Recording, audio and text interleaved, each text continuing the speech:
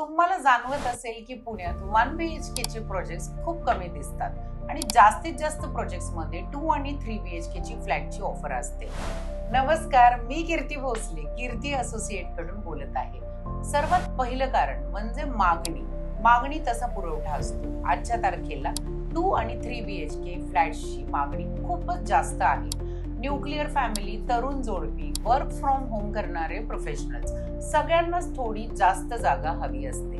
दुसरं कारण म्हणजे बिल्डरसाठी प्रॉफिटेबिलिटी ही खूप महत्त्वाची गोष्ट आहे कुठलाही प्रोजेक्ट बांधताना। 1 BHK फ्लॅटच्या तुलनेत 2 किंवा 3 BHK फ्लॅटचा रेट पर स्क्वेअर फीट जास्त मिळतो, त्यामुळे प्रोजेक्ट फायनान्शियली जास्त परतावा देतो। प्लस 1 BHK फ्लॅट्स बांधताना त्याच्यासाठी पार्किंगची प्रोव्हिजन करणे पण जरुरी असते। साइजेस ऑफ फ्लॅट कमी असल्यामुळे पार्किंगची प्रोव्हिजन व्यवस्थित करताना बिल्डरला थोड्या अडचणी येतात। सो अर्थातच त्यामुळे 2 आणि 3 BHK बनवण्याचा ओढा जास्त असतो। तिसरे महत्त्वाचे कारण म्हणजे फ्युचर व्हॅल्यू। 2 BHK किंवा 3 BHK फ्लॅटची रिसेल व्हॅल्यू ही नक्कीच जास्त असते आणि रेंटल डिमांड सुद्धा 2 आणि 3 BHK ला जास्त असते, त्यामुळे खरेदीदारांना हा प्रॉडक्ट जास्त आकर्षक वाटतो।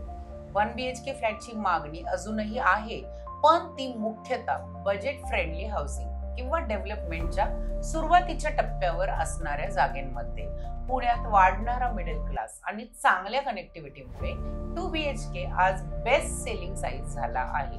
म्हणून पुढच्या वेळी तुम्ही प्रोजेक्ट पाहायला गेलात आणि 1 BHK नसेल तर लक्षात ठेवा, मार्केट डिमांडनुसारच बिल्डर प्रॉडक्ट डिझाईन करतात।